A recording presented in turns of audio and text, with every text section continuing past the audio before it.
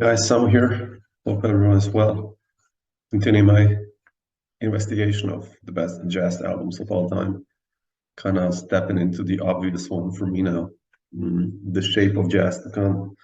Ornette Coleman, 1959? 59. Of course, I think the first album of Ornette for Atlantic Records. And one of the best bands on the planet ever. Don Cherry, trumpet. And the rhythm section of Charlie Haden on bass and Billy Higgins on drums. And it's one of those records that for me, even now, I put it on, I'm like blown away. And I think everyone, of course, have kind of noticed this. It's become, I think, All Music Guide and Penguin Guide to Jazz and all induced this album kind of to their Hall of Fames, and even the Rolling Stone magazine, I think, listed it among the 500 best albums of all time.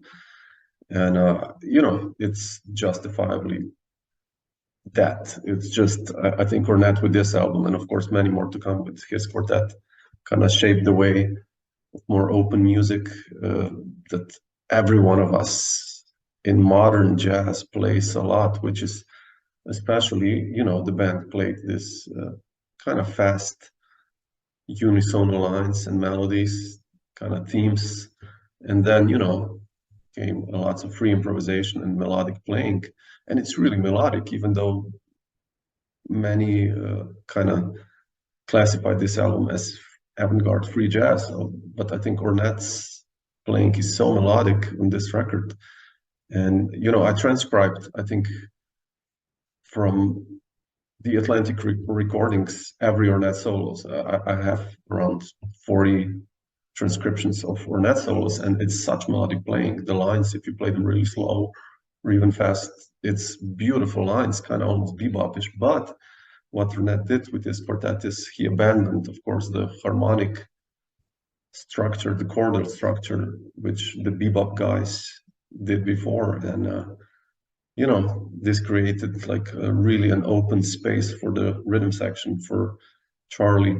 Every note he plays basically shapes a new harmonic background. And also for the horn players, of course, both Don and Ornette kind of build their solos from the themes and melodies that are stated in heads, but yet, they can go wherever, which you can see on some bootlegs that were out. And the tunes that Ornette wrote are beautiful. Of course, you have Lonely Woman to start the record, and one of the jazz standards nowadays even. And Pat Metheny did a beautiful version of Lonely Woman on his album Rejoicing with the same rhythm section, Charlie Haden and Billy Higgins, and it's a beautiful tune. And also all the other tunes, both tunes that end the record, Congeniality and Chronology, like kind of this fast, beautiful melodies, just make it a masterpiece of modern jazz. And like I say, definitely one of the albums that influenced what's happening in jazz even nowadays. If you listen to all the greats of modern music, I think everyone listened to Ornette. So and speaking of Pat Metheny, one of my favorite records of Pat is Song X with Ornette. Probably I'm gonna add it one day to this list or discussion. Anyway, guys, let me know what you think about this one, and talk soon.